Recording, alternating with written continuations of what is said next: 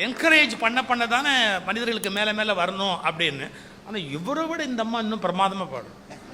உண்மையாக சொல்லணும் இல்லையா? அந்த அம்மாவுடைய சங்கீதம் இன்னும் அற்புதமானது. விஜயசுந்தரி வருகிறார்கள், கனவே என்பதை எடுத்துரைப்பதற்காக வருகிறார்கள்.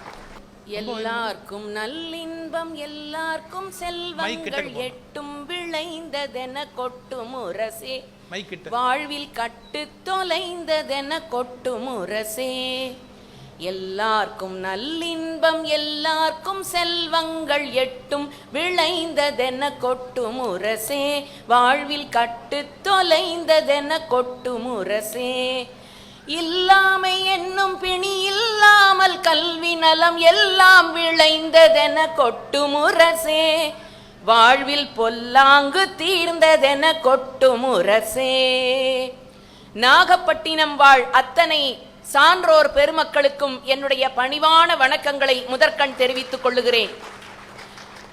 நெய்தல் நிலம்தான் ஒரு காலத்தில் நாட்டையே வழிநடத்தியது. மீன் வளமும் முத்து வளமும் பவள வளமும் இன்னும் கடல் வளமும் கண்டறிய முடியாத விளை நிலங்கள் இந்த மண்ணுக்குள்ளே புதைந்து கிடக்கிறது என்பதை உலகத்திற்கு என்றைக்கும் அறிவுறுத்தி கொண்டிருக்கிற உங்கள் அனைவருக்கும் மீண்டும் மீண்டும் என்னுடைய வாழ்த்துக்களை தெரிவித்துக் கொள்ளுகிறேன். மாவட்ட ஆட்சித்தலைவர் உள்ளிட்ட பெருமக்களுக்கும் என்னுடைய வணக்கங்கள். வள்ளுவரினுடைய செறிவு, இளங்கோவினுடைய நுணுக்கம், சீத்தலை சாத்தனாரினுடைய தொன்மை, கம்பனுடைய பல்துறை புலமை, சேக்கிழாரினுடைய தொண்டு உள்ளம், வள்ளலாரினுடைய மனித நேயம், பாரதியினுடைய அறச்சீற்றம், பாவேந்தனுடைய மொழி உணர்வு, கண்ணதாசனுடைய வெளிப்படை தன்மை, சுஜாதாவின் அறிவியல் நுட்பம், வானமாமலையின் நாட்டுப்புற பாடல், கி ராஜநாராயணனுடைய கிராமிய தன்மை, இன்னும் சொல்ல போனால் நேத்து சுந்தரவடிவேலினுடைய உலகம் சுற்றிய அனுபவம், இது அத்தனையும் தாண்டி சோ ராமசாமியினுடைய விமர்சன போக்கு, தோ பரமசிவத்தினுடைய உணர்ச்சிகளுக்கான அணுகுமுறை, இது அத்தனையும் என் பட்டிமன்றத்தை கேட்கிறவர்கள் பெற்று செல்ல வேண்டும் என்ற எண்ணத்தோடு உலகம் முழுக்க பட்டிமன்றத்திலே தீர்ப்பினை வழங்கி கொண்டிருக்கிற நடுவர் பெருந்தகை அவர்களுக்கு என் பணிவான வணக்கங்கள். ஆனா இத்தனையும் அவர் சொல்லி கேட்டு நாம ஏதாவது மாறி இருக்கமா? எதுவும் மாறல. மாற்றம்ங்கிறதுக்கு அர்த்தமாவது நமக்கு புரிஞ்சிருக்கா? என் பையன்கிட்ட கேட்டேன், தம்பி நாளைக்கு நாகப்பட்டினத்தில் பேச போறேன், என்ன மேடம் தலைப்புன்னா சொன்னேன். மாற்றம்னா நீ என்னடா நினைக்கிறேன்னு அவன் சொன்னான் பாருங்க ஒரு பதில். என்ன பெரிய மாற்றம்? பேண்ட்டை கிழிச்சு விட்டுக்கிட்டு வர்றேன் நாளையில இருந்து, அது மாற்றம்னா. ஒரு பொண்ணு கிட்ட கேட்டேன், நீ என்னம்மா நினைக்கிற? அது மேடம், எவ்வளவு நாளைக்கு தான் இந்த அம்மா சமைச்சு கொடுக்குற சாப்பாட்டையே சாப்பிட்றது, ஒரு சேஞ்சுக்கு ஃப்ரெண்ட்ஸு கூட வெளியில போய் சாப்பிடலான்னு இருக்கேன், அது மாற்றம்னா அந்த பொண்ணு. இப்போ எனக்கு ஒன்று புரிஞ்சுது, மாற்றம்னாலே என்னன்னு புரியாதவங்க எப்படி நல்ல மாற்றத்தை ஏற்றுக்கொண்டு செயல்படுவார்கள்னு எதிரில் 2 பேரும் உட்கார்ந்து இருக்கிறாங்க பேசுறதுக்கு. முதல்ல அவங்கள மாத்தணும். மாற்றம் அங்கங்க வர்றதெல்லாம் இருக்கட்டும், முதல்ல இவங்க 2 பேரை மாத்தணும். மாத்திரலாம் ஐயா. வெளி தோற்றத்துல வேலை வாய்ப்பு கிடைச்சதுல இதுலெல்லாம் மாற்றம்ங்கிறது தேவையில்லாத ஒண்ணுங்க. முதல்ல சிந்தனையில மாறணும், சிந்தனையில மாற்றம் வரணும். சிந்தனை என்ன? தெளிவுறவே அறிந்திடுதல், தெளிவு தர மொழிந்திடுதல். எப்ப பேச்சு வரும் தெரியுமா? மனசுல தெளிவு இருந்தாதான் வார்த்தையில தெளிவு வரணும்னா பாரதி. அப்ப மாற்றம்ங்கிறது முதல்ல மனசுல சிந்தனையில மாற்றம் வரணும். சிந்தனை விருந்தாகி ஜீவிய கனவாகி விந்தைகள் புரிந்தாய் நான் அறியாமலே. யாரு பாடுறா? காதலிய பார்த்து ஒரு காதலம் பாடுறான். சிந்தனை விருந்தாகி, அவ உடம்ப வர்ணிக்கலங்க, அவ கொடுக்க போற உணர்வை வர்ணிக்கல, ஓ சிந்தனையே எனக்கு புதுமைங்கிறான். அப்ப மாற்றம் எங்க வரணும்? சிந்தனையில வரணும்.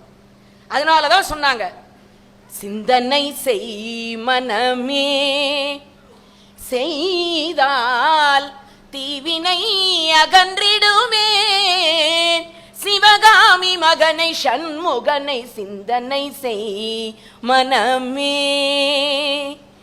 இத்தனையும் கேட்டு நம்ம சிந்தனையில மாற்றம் வந்திருந்தா நாங்க அந்த கட்சிக்கு மாறி இருப்போம். ஒண்ணும் நடக்கல. சித்தர்களும் யோகிகளும் சிந்தனையில் ஞானிகளும் உத்தமராம் காந்தியும் எத்தனையோ எழுதி எழுதி வச்சாங்க. எல்லாம் தான் படிச்சீங்க, என்ன பண்ணி கிழிச்சிங்க? ஒண்ணும் இல்ல. டெய்லி காலையில எழுந்த உடனே கேலண்டர்ல போய் அந்த நாள்காட்டியை கிழிப்பீங்க. அந்த நாள்காட்டி ஒரு நாளைக்கு அவனை பார்த்து சொல்லிச்சான், நீ என்னத்தை பண்ணி கிழிச்சிட்டன்னு, என்ன கிழிக்க வந்தான்னு கேட்டுச்சு. அந்த வேலை தான் நடக்கு நம்ம நாட்டில். அப்புறம் வள்ளுவரை பத்தி, வள்ளுவரில் உதவு ஒட்டாத குறள் அதெல்லாம் ஆராய்ச்சி பண்றதுக்கு தான் நாங்க இருக்கோம்ல பல்கலைக்கழகத்தில். தீசிஸ் எழுதுறோம்ல, கா எத்தனை இடத்துல வந்திருக்கு, பூ எத்தனை இடத்துல வந்திருக்கு, இக்குல தொடங்கி இன்னுல முடிகிற திருக்குறள் என்ன, அதாய வாழ்க்கைக்கு பயன்படும். இந்த திருக்குறளை நான் தலகீழ கூட ஒப்பிப்பேன். 1330 குறளையும் நான் ஒப்பிப்பேன். என் பையன் சொல்றான் 2320வது திருக்குறளையும் ஒப்பிப்பேன். தூக்கி வாரி போட்டுது. என்னடா 2000? ஆமா மேடம், இந்த தமிழை வளர விட மாட்டீங்க போல இருக்க, திருக்குறள் வளரக்கூடாதா அப்படிங்கிறான் அவன். ஐயா, 1330 திருக்குறளை ஒப்பிக்கிற குழந்தைக்கு பரிசு கொடுப்பதை விட்டுவிட்டு ஒரு திருக்குறள் படி நான் இன்று முதல் வாழப்போகிறேன் என்று சொல்லுகிற பிள்ளைக்கு பரிசு கொடுத்திருந்தால் நாங்க மகிழ்ந்திருப்போம். முடியாது, உங்களால அப்படி வாழ முடியாது, பொய் சொல்லாம வாழ முடியாது. வாலிபம் என்பது கலைகின்ற வேடம், வருவது வரட்டும் என்பவன் முழு மூடன், வருமுன் அறிபவன்தான் அறிவாளி, துயர் வருமுன் அறிபவன்தான் அறிவாளி, அது வந்த பின்னே தவிப்பவன்தான் ஏமாளி. வாழ்க்கை என்னும் ஓடம் வழங்குகின்ற பாடம், மானிடரின் உலகினிலே மறக்க ஒண்ணா வேதம். வாழ்க்கை என்னும் ஓடம். இந்த பாட்டை 10 முறை கேட்போம், 20 முறை யூடியூப்ல பார்ப்போம். ஆனா வாழ்க்கையில ஒரு நாளும் கடைபிடிக்க மாட்டோம். அதுதான் நம்மளுடைய ஸ்பெஷல் குவாலிட்டி. என்னன்னா, ரசிக்கிறதுல நம்மளை அடிச்சுக்க ஆள் கிடையாது, பாராட்டுறதுல அதுக்கு மேல ஆள் கிடையாது. ஆனா வாழ்க்கையில பின்பற்றணும் வரணும் ஓடி ஒளிஞ்சிருவோம். தென்கட்சிக்கோ சுவாமிநாதன் ஐயா அவர்கள் ஒரு நல்ல அழகான நகைச்சுவை கதை சொன்னார். ஒருத்தர் நிறைய சம்பாதிச்சுட்டான், பொண்ணு பொருள், அடேங்க அப்பா பெரிய பணக்காரன், ஆனா நிம்மதியே இல்லை. உடனே ஊர்ல ஒருத்தன் சொன்னாரு, அங்க ஒரு துறவி இருக்காரு, அவர்கிட்ட போனா நீ விட்டு அந்த நிம்மதி கிடைச்சிரும். உடனே அவன் என்ன பண்ணான், பெரிய வேட்டியை விரிச்சு நகை நட்டு பணம் சம்பாதிச்ச செல்வம் எல்லாத்தையும் போட்டு பெரிய மூட்டையா கட்டிக்கிட்டு எடுத்துட்டு அவர்கிட்ட ஓடினான். அவர் பாதத்துல வச்சான், ஐயா நான் நிறைய சம்பாதிச்சிட்டேன், நிம்மதியே இல்லை, எனக்கு அந்த நிம்மதியை கொடுங்க அப்படின்னு கேட்டான். அந்த துறவி கீழே வச்ச மூட்டையை எடுத்துக்கிட்டு ஓட ஆரம்பிச்சிட்டார். உன்னை இவன் பார்த்தான், அடையப்பா இவர் நம்மளை விட பெரிய ஆளா இருப்பார் போல இருக்கு, போலி சாமியாரா இருப்பார் போல இருக்க. அவன் ஓட இவர் ஓட, அவன் ஓட இவர் ஓட, ஒரு இடத்துல போய் நின்னுட்டாரு. அந்த துறவி நின்னுட்டு அந்த மூட்டையை மறுபடியும் அவன் கையிலே கொடுத்தாரு. அப்பாடா இப்பதான் நிம்மதியா இருக்கு அப்படின்னு வாங்கினான். உடனே இந்த துறவி கேட்டாரு, என்னப்பா நீ தேடி வந்த நிம்மதி உனக்கு கிடைச்சிருச்சான்னாரு. ஓ கிடைச்சிருச்சு அப்படின்னா. சரி நீ வர்றதுக்கு முன்னாலும் இதே மூட்டையோட தானே வந்த, அப்ப நிம்மதி இல்லைன்னு, இப்ப அந்த மூட்டையை வாங்கின பிறகு எப்படி நிம்மதி வந்திருக்கு? இதுதாங்க மனுஷனோட புத்தி. தாங்கிட்டத்தான் இன்பம் இருக்கு, தன்னிடத்தில் தான் மகிழ்ச்சி இருக்கு, தன்னிடத்தில் தான் நிம்மதி இருக்குங்கிறத எத்தனை பேர் சொன்னாலும் விளங்காத ஆசாமி நாம. இன்னமும் வெளியில தான் தேடிக்கிட்டு இருப்போம், இன்னமும் மேடைகள்ல தான் தேடிட்டு இருப்போம், இன்னமும் நூல்கள்ல தான் தேடிட்டு இருப்போம். அது உனக்குள்ளே இருக்கிறது என்ற அறிவு என்றைக்கும் மனித குலத்துக்கு வராது, எப்ப பார்த்தாலும். அதனாலதான் அதுக்கு பேர் கனவு. ஏன் சில கனவுகளை நாம வெளியில சொல்ல முடியாது, சில கனவுகள் மறந்தே போயிடும். காலையில எழுந்த உடனே அம்மா கிட்ட அதை சொல்லணும்னு பிள்ளை கனவு கண்டிருக்கும், காலையில எழுந்த உடனே கனவு கண்டேங்கிறது மட்டும்தான் ஞாபகம் இருக்குமே தவிர என்ன கனவு கண்டோன்னு தெரியாது. அது மாதிரிதான் பட்டிமன்றத்துக்கு போவோம், சிவகுருநாதன் ஐயா சொன்னதெல்லாம் அவர் பேசும்போது நல்ல ஞாபகத்தில் இருக்கும், வீட்டுக்கு போன உடனே கனவா போயிடும், ஒண்ணுமே ஞாபகம் இருக்காது. அவர் வேணும்னா பேப்பர்ல எழுதி வச்சிருப்பாரு, அடுத்த கூட்டத்துக்கு அவர் ஞாபகம் வச்சிருப்பாரு, ஆனா நாங்க மறந்துடுவோம். மறப்போம் மன்னிப்போம்ட்டு போய்கிட்டே இருப்போம். இன்னொன்னுங்க, இந்த மனுஷன் நீங்க பெரிய ஞானியாலாம் ஒன்றும் மாற வேணாம், பெரிய மாற்றம்லாம் வேண்டாம். நான் சின்ன மாற்றம் ஒன்று சொல்றேன் கேளுங்களேன். கோபத்தை விடுங்க. இதை எத்தனை பேர் சொல்லியிருக்காங்க? இந்த ஒன்ன மட்டும் வாழ்க்கையில பின்பற்றுங்க. கோபம் இல்லாம வாழ பழகுங்க. இந்த மாற்றம் வரலாம் இல்லைங்க. இதுக்கு நீங்க ராணுவத்துல சேர வேண்டாம். இந்த அவர் சொன்னாரு, ராணுவத்துல போய் ராணுவ வீரர்களை பாருங்கள், அதுல சேருங்கடான்னா தான் அவ்வளவு பிரச்சனை வருது. வேண்டாம், விட்டுருவோம். சரி, விட்டுருவோம். மாற்றம் கோபப்படாம இருன்னு சொல்றாங்களே, அது முடியுதா? ஒரு எழுத்தாளர் என்ன பண்ணாரு, கோபத்தை ஒழிப்பது எப்படி அப்படின்னு புத்தகம் எழுதலான்னு முடிவு பண்ணார். ஊட்ட விட்டு கிளம்பி வெளியில வந்தார். குறுக்க ஒரு பூனை போச்சு. ஐயோ, சகுனமே சரியில்லையே, சே, நாம ஒரு சூப்பர் புத்தகம் எழுத போறோம், பூனைக்கெல்லாம் அஞ்சலாமான்னு புறப்பட்டார். வீட்டுல இருந்தா நடக்காது, காட்டுல போவோம். ஊருக்கு ஒதுக்கு போறமா ஒரு இடத்துல போனாரு. ஒரு மரத்தடியில போய் உட்கார்ந்தாரு. எழுத போகிறேன்னு ஆரம்பிச்சாரு. இந்த குறுக்க போச்சு இல்ல பூனை, அது இவர் பின்னாலேயே வந்துச்சு. அது அவருக்கு தெரியாது. இவர் பின்னால போனா ஏதாவது சாப்பாடு கிடைக்கும்னு அந்த பூனையும் ஓடி வந்திருக்கு. இவர் போனாரா, காட்டு நடுவுக்கு போய் மரத்துல போய் சாஞ்சுக்கிட்டு எழுதலாம்னு பேனாவை திறந்து பேப்பர் எடுத்து பிள்ளையார் சுழி போடலான்னு போடுறாரு. பேனா எழுதல, இங்கு இல்ல. நிமிந்து பார்த்தாரு, அந்த பூனை நிக்குது. அதான் அப்பவே நினைச்சேன், இந்த குறுக்க பூனை போனாலே சகுனம் சரியில்லைன்னு நினைச்சது சரியா போச்சு. இந்த பூனையாலதான் அப்படின்னு ஒரு குச்சியை தேடி பூனைய விரட்டிக்கிட்டு ஓடுறாரு அடிக்கிறதுக்கு.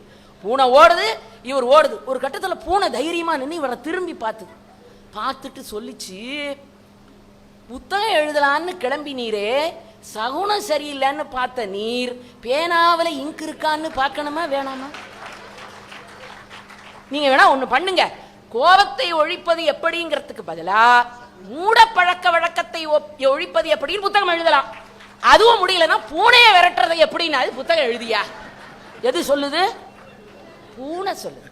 இப்படிதாங்க நாம அவ்வளவு சீக்கிரமா நம்மளெல்லாம் மாத்தவே முடியாது, மாறவே முடியாத ஜென்மங்கள் நாங்க. இந்த தூக்கணாங்குருவியை பாக்குறீங்க, அது என்னங்க ஆர்கிடெக்ட் இன்ஜினியரிங்லாம் படிச்சுட்டாங்க அது கட்டுது இல்லங்க. இந்த வண்ணத்து பூச்சி இருக்க, அது என்ன டிசைனர் கோர்ஸ் படிச்சுட்டா வித்தியாசமா கலர் கலரா டிசைன்லாம் போடுது இல்லங்க. செலந்தி அது என்ன மெக்கானிக்கல் இன்ஜினியரிங் படிச்சுட்டா அது கட்டுது. ஆனா ஒண்ணு கவனிச்சிங்களா, எல்லா தூக்கணாங்குருவியும் கூடு கட்டும், எல்லா வண்ணத்து பூச்சியும் டிசைன் போடும், எல்லா செலந்தியும் வலை பின்னும். ஆனா மனுஷன் அப்படி இருக்கானா? 2 பேருக்கு பாட தெரியும், 4 பேருக்கு தான் ஓட தெரியும். இல்ல பாட்டை கேட்டுட்டு இல்ல பந்தயத்துல. ஒவ்வொருத்தனுக்கும் ஒவ்வொரு திறமை தான் இருக்கு. அந்த ஒரு திறமையாவது உருப்படியா வச்சிருக்கிறானா அவன்? அவனால முடியுதா? திட்டும் வாயை பூட்டி வச்சாலும், திருடும் கையை கட்டி வச்சாலும், தேடும் காதை திருகி வச்சாலும், ஆடும் கண்களை அடக்கி வச்சாலும். உங்களுக்கு தான் பாட்டு எழுதியிருக்கிறாரா கண்ணதாசன்? மாறாதையா மாறாது, மனமும் குணமும் மாறாது. ஆஹா ஆஹா ஓஹோ ஓஹோ வேணா, இந்த ஆஹா ஆஹா ஓஹோ ஓஹோ வேணா பின்பற்றலாம், ஏன்னா அது நம்மளும் பாடிக்கிட்டு போலாம். ஆனா முடியாதுங்க, மனிதனை மாற்றவே முடியாது. ஒரு காலத்திலும் மாற்ற முடியாததற்கு காரணம் அவனிடத்தில் நிறைய ஆணவம் இருக்கிறது, அவனிடத்தில் நிறைய கன்மம் இருக்கிறது, அவனிடத்தில் பொறாமை இருக்கிறது. இந்த குணங்களை எல்லாம் என்றைக்கு விட்டொழிக்கிறானோ அன்றைக்குதான் மனிதனிடத்தில் உங்களால் மாற்றத்தை கொண்டு வர முடியும். நீங்க கேட்கலாம், அப்புறம் ஏயா இவ்வளவு புத்தகம், அப்புறம் ஏயா இவ்வளவு மேடை, அப்புறம் ஏயா இப்படி ஒரு நடுவர், அப்படிலாம் நீங்க தொடர்ந்து கேட்கலாம். என்ன காரணம் என்றால், நம்மிடத்தில் இருக்கிற அந்த பலவீனங்களை கொஞ்சம் கொஞ்சமாவது அடக்கி வைப்பதற்கு தானையா இப்படிப்பட்ட நிகழ்வுகளும் இந்த தீர்ப்புகளும். இந்த தீர்ப்பு நிச்சயமாக ஒரு நல்ல மாற்றத்தை நாகப்பட்டினத்திலே இருந்து உருவாக்கும். நன்றி, வணக்கம். இதுக்கு என்ன சொல்லலாம்? ஆஹா ஓஹோ, ரொம்ப நல்லா பாடினாங்க, ரொம்ப அழகா. உங்ககிட்ட படிக்கிற மாணவிகள் கொடுத்து வச்சவங்கம்மா, ஒரு விஷயத்தை அனுபவிச்சு அதை அழகா சொல்றீங்க. இப்போ நாங்கள்லாம் பேச்சாளராக வந்தோம், இன்னைக்கு பேசிக்கிட்டு இருக்கோம்னா ஒரே காரணம் என்ன தெரியுங்களா? 6ஆம் வகுப்பு நான் படிக்கிற போது எனக்கு தமிழ் எடுத்த தமிழாசிரியர் தான் காரணம். போய் வகுப்பில் உட்காடுறோம், எங்கள் தமிழாசிரியர் ஒரு பாட்டை சொல்லி கம்பராமாயணத்தை பேசுகிறாரு. தமிழில் இவ்வளோ அழகு இருக்கா, இவ்வளோ நல்லா சொல்ல முடியுமா அப்படின்னு அந்த பாட்டை அன்னைக்கே நான் மனப்பாடம் பண்ணேன். அதாவது அவர் பாடம் நடத்தி முடித்த உடனே நான் அந்த பாட்டை மனப்பாடம் பண்ணேன். அப்போ கம்பராமாயணத்தை மனப்பாடம் பண்ணுற கெப்பாசிட்டி நமக்கு வருது அப்படின்னு நான் பின்னால் பேச்சாளன் ஆகிறேன். இன்றைக்கும் தமிழ் வளர்க்கணும்னு சொன்னால் மற்றவங்க வளர்க்குறத விட ஒவ்வொரு பள்ளியின் தமிழாசிரியர்கள் தான் அதிகமாக தமிழ் வளர்க்க முடியும். நீங்கள் அந்த பணியை ரொம்ப அழகாக சொல்கிறீங்க, ரொம்ப அந்த இலக்கியத்தை சொல்கிறீங்க, பாடி காட்டுறீங்க. இப்போ கேபி சுந்தராம்பாள் கூட ஒரு குரலில் தான் பாடுவாங்க. பி சுசீலாவை நீங்கள் எல்ஆர் ஈஸ்வரி குரலில் பாட வைக்க முடியாது. எல்ஆர் ஈஸ்வரி அம்மாவை எம்எஸ் சுப்புலட்சுமி குரலில் பாட வைக்க முடியாது. அது எப்படிமா எல்லாருமே உங்ககிட்ட வந்து குடியிருக்கிறாங்க? எல்லா குரல்லையும் பாடுறீங்களே, கேபி சுந்தராம்பாள் பாடுறீங்க, பி சுசீலா மாதிரி பாடுறீங்க. உண்மையில் ரொம்ப மகிழ்ச்சி. உங்களுடைய திறமையை நான் வாழ்த்துகிறேன், பாராட்டுகிறேன். ரொம்ப அழகாக சொல்லு. ஒரு செய்தி சொன்னாங்க, ரொம்ப அழகாக ஒரு பூனை கதை சொன்னாங்க. அட்லீஸ்ட் பூனையை விரட்டுவது எப்படின்னாவது ஒரு புத்தகம் எழுது அப்படின்னு. மனிதர்கள் எப்படி மாற நினைக்கிறாங்க, ஆனால் மாறுறது இல்லைன்னு கடைசியை எப்படி முடிச்சாங்க? நம்முடைய உள்ள இருக்கிற அகங்காரம், ஆணவம், அந்த அகங்காரத்தை விடாத வரையில் நம்முடைய பர்சனாலிட்டி சேஞ்ச் ஆகாது. நமக்குன்னு ஒரு பர்சனாலிட்டி இருக்குது, சைக்காலஜியில் கற்றுக் கொடுப்பாங்க. A type of personality, B type of பர்சனாலிட்டின்னு ஒரு பர்சனாலிட்டி இருக்குது. அதை வந்து நீங்கள் எல்லாம் வெளியிலேருந்தெல்லாம் மாற்றிக்க முடியாது, நீங்களாக மாற்றிக்கிட்டா தான் உண்டு. அந்த அவ்வளவு பர்சனாலிட்டிக்கு என்ன காரணம்னா நம்முடைய அகங்காரம். நீங்கள் ஒரு பூனை கதை சொன்னீங்கல்ல, எனக்கு ஒரு பூனை கதை ஞாபகம் வந்துருச்சு. உங்களுக்கு டைம் கொடுப்பேன், முழுசாக கொடுப்பேன், எதையும் குறைக்க மாட்டேன், கவலைப்படாதீங்க. ஒருத்தன் பூனை வளர்த்தான். இந்த பூனைக்கு என்ன பேர் வைக்கலாம் அப்படின்னு யோசிச்சுட்டு ஒரு துறவிட்ட போய் கேட்டான், இந்த பூனைக்கு ஏதாவது ஒரு பேர் வைக்கணுங்க, நீங்கள் ஒரு நம்மால் எப்படிலாம் சன்னியாசிக்கு வேலை கொடுக்குறான் பாருங்க, இதுக்கு பேர் வச்சு கொடுங்க அப்படின்னா. அவர் இப்படி யோசிச்சுட்டு இந்த பூனைக்கு ஈகோன்னா அகங்காரம், ஈகோன்னு ஒரு பேர் வையினார். இவனுக்கு புரியல ஏன் இதுக்கு ஈகோ வச்சுட்டான், பேர் வச்சுட்டான். இவன் வீட்டுக்கு போய் அந்த பூனையை வளர்த்தான் பாருங்க. ஒரு 6 மாதம் 1 வருஷம் கழிச்சு, பூனை எப்போவுமே குட்டியாக இருக்கும்போது தொந்தரவு பண்ணாதுங்க, வளர வளர இம்சை பண்ணும். ராத்திரி 12 மணிக்கு கத்தும், பாலை எடுத்து குடிச்சுப்பிடும், தொந்தரவு பண்ணும். அதை விட அப்பப்போ இட்லி அவிச்ச மாதிரி குட்டி போட்டு வைக்கும். அப்படியே 5, 6ன்னு அந்த பாட்டுக்கு அப்படியே ஒரு இட்லி அவிச்சு ஒரு தட்டு கொட்டின மாதிரி வீட்டுக்குள்ளேயே ஒன்று போட்டு வைக்கும். இவனால் அந்த இம்சை தாங்க முடியல, என்ன பண்ணுறதுன்னு அவரை போய் கேட்டான். உடனே அவர் சொன்னார், என்னடா பெரிய விஷயம், கொண்டு போய் வெளியே விட்டு வாடா அந்த பூனையை, இதுன்னு பெரிய விஷயமா. உடனே ஒரு பைக்குள்ளே போட்டு அதை எடுத்துக்கிட்டு போய் ஒரு 10 தெரு தள்ளி 15 தெரு தள்ளி அந்த பூனையை விட்டுட்டு சனியை ஒழிஞ்சுதுன்னு வீட்டுக்கு வந்தா இவனுக்கு முன்னாடி அது வந்து உட்காந்துது. அது கேட்டது, ஒய் ஆர் யூ லேட்? இவன் ஷாக் ஆகிட்டான்.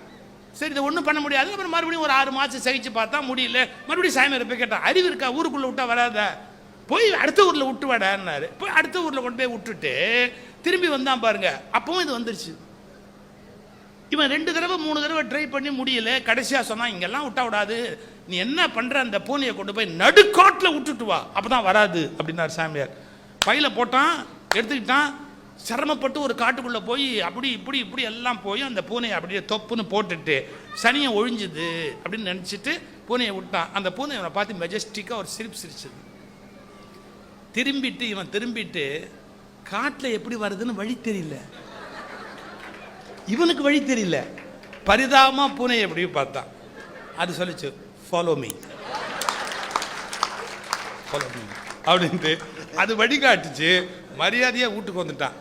இது நாங்கள் ஃபிலாசபியில் எதுக்கு சொல்கிறது தெரியுங்களா? ஈகோ அப்படிங்கிறத விடணும் நினச்சாலும் என்ன பண்ணுறான், அடுத்த தொழிலில் கொண்டு போய் விடுறான். அது மாதிரி இங்கேயே ஒரு ஆசிரமத்தில் ஒரு குரு கிட்ட போய் விடுறான். அப்புறம் இங்கெல்லாம் இருந்தாலும் இன்டர்நேஷ்னல் குரு யாராவது இருந்தால் அவர்கிட்ட கொண்டு போய் விட்டு வரலாம் அப்படின்னு அவர்கிட்ட கொண்டு போய் ஆணவத்தை விட பார்க்குறா, முடியல. கடைசியில் உலகமெல்லாம் தாண்டி எங்கேயாவது ஒரு புனிதமான இடம் இருந்தால் கொண்டு போய் விட்டு வரலான்னா இவனுக்கு முன்னாடி அது வந்து உட்காந்துருக்கு. இந்த பூனைக்கு ஈகோன்னு ஏன் பேர் வச்சானா, ஒரு மனிதனால ஈகோவை விடவே முடியாது, அதையே ஃபாலோ பண்ணி வர்றது தான் அவனுடைய பர்சனாலிட்டிக்குள்ளே வந்து சேர்றது தான் மனுஷனுடைய தலையெழுத்துன்னு. அது சுலபம் இல்லை.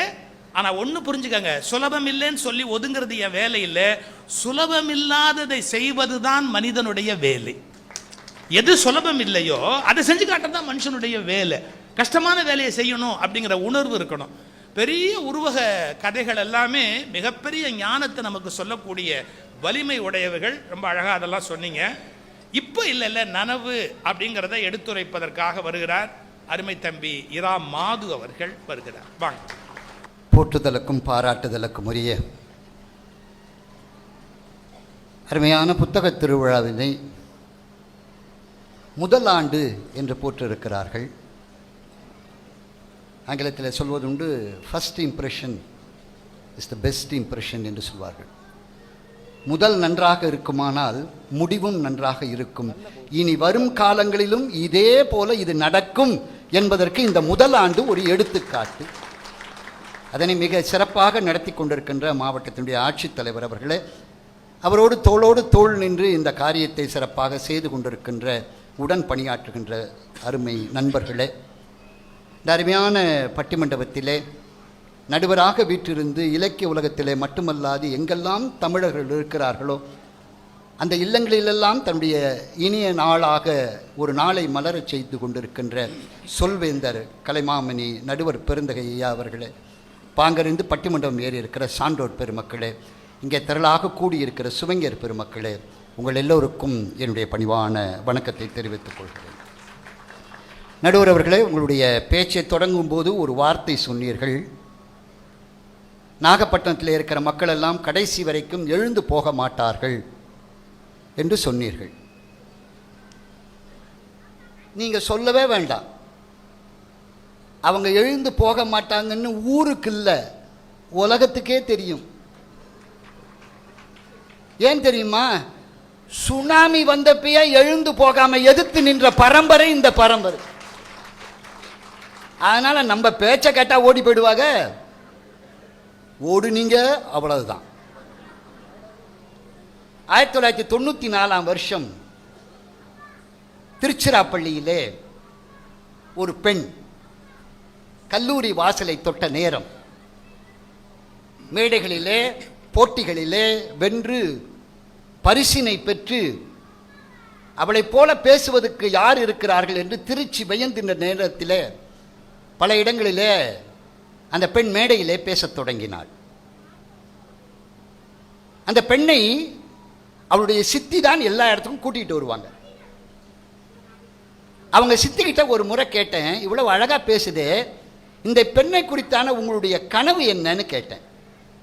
அவங்க சித்தி சொன்னாங்க, இவள் ஒரு காலத்திலே உலகெங்கும் சென்று பேசக்கூடிய, அனைவராலும் போற்றப்படக்கூடிய ஒரு சிறந்த சொற்பொழிவாளராக இவள் வர வேண்டும், அதுதான் என்னுடைய கனவு என்று அந்த சித்தி சொன்னாள். அந்த பெண் இன்றைக்கு உலகம் போற்றுகிற ஒரு நல்ல பேச்சாளியாக மாறியிருக்கிறாள்.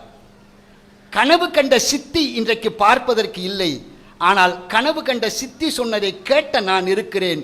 அந்த பெண்ணும் இருக்கிறாள். அந்த பெண் பெயர் விஜயசுந்தரி என்று பெயர்.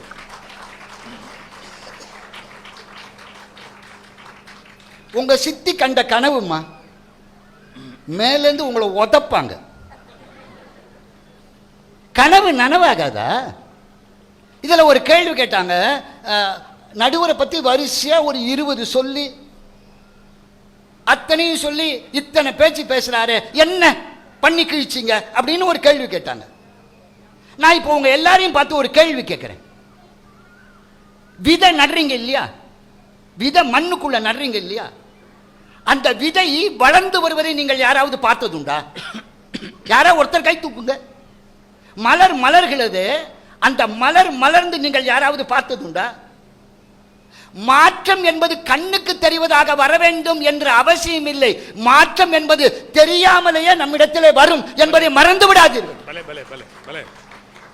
அது கண்ணுக்கு தெரியணுங்கிற அவசியம் இல்லை. ஆனால் மாற்றம் என்று இல்லாமல் வாழ்க்கை என்பதே இல்லை.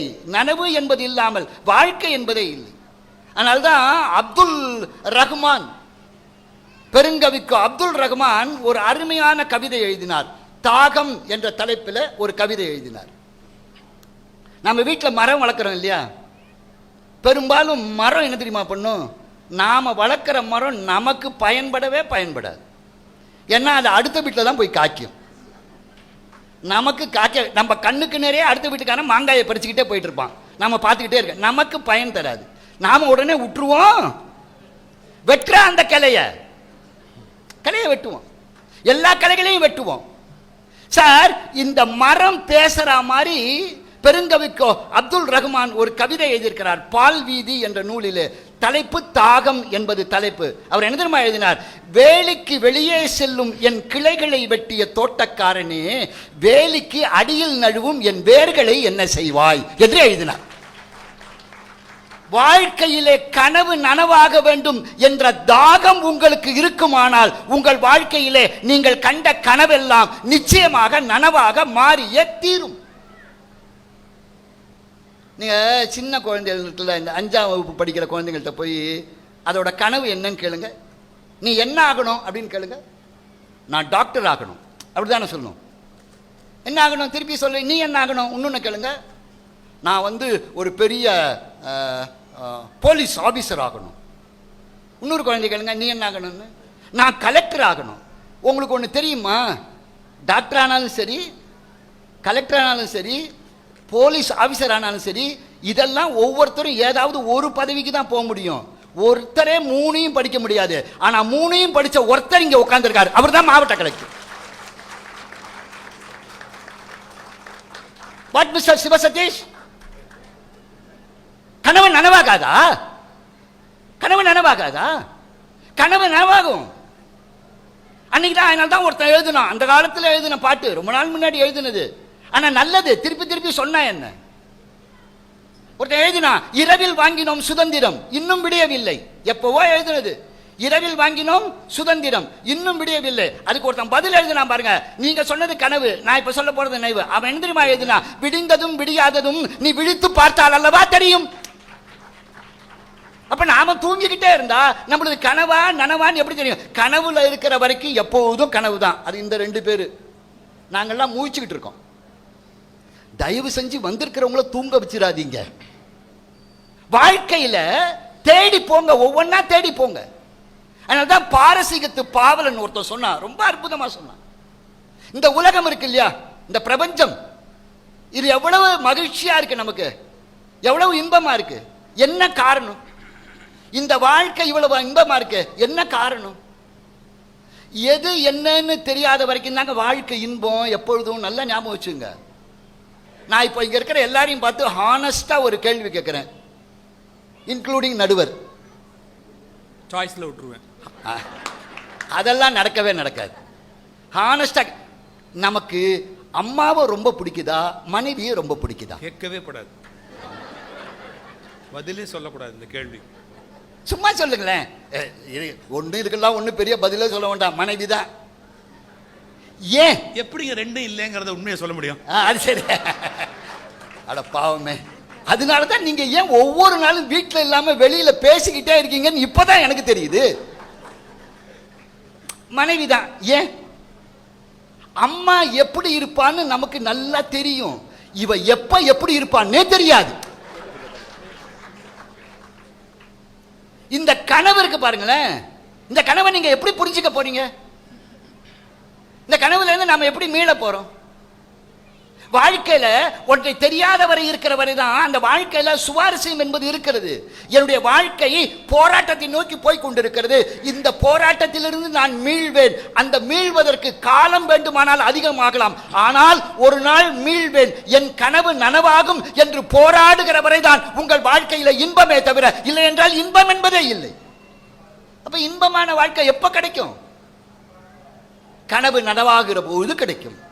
இல்லை என்றால் வாழ்க்கை என்பது பூஜ்ஜியமாகி போயிருக்கும். நான் இப்படி சொல்றேனே, அவங்க சொல்லும்போது ஒரு செய்தி சொன்னாங்க, என்னால் மறக்கவே முடியாது. இந்த மனிதனை எப்ப திருத்த போறோம்?